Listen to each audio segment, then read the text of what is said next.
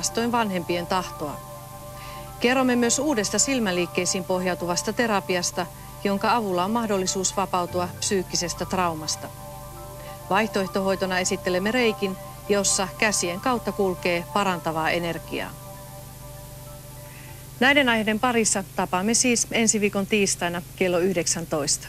Hyvää illanjatkoa ja hei hei.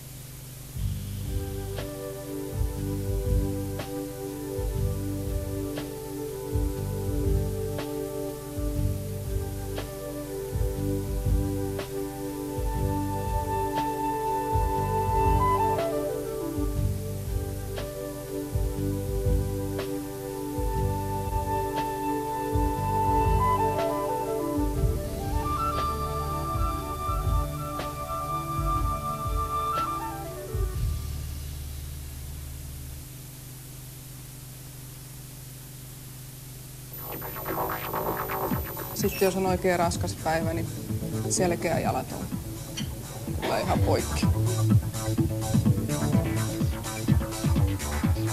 Lähinnä se rasittavin on just päätetyöskentely, että jos ei työasento on just oikea, niin se on ehkä se, mikä rasittaa.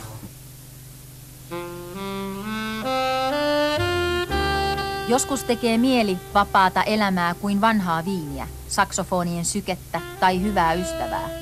Silloin pitää mennä paikkaan, jossa niitä saa. Kirjava silta kakkosella keskiviikkoisin ilta 9.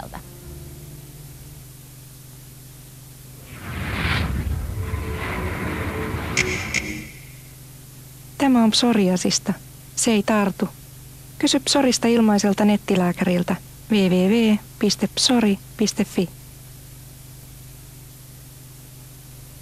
Iskelmäkaruselli on vuonna 1953 valmistunut musikaali.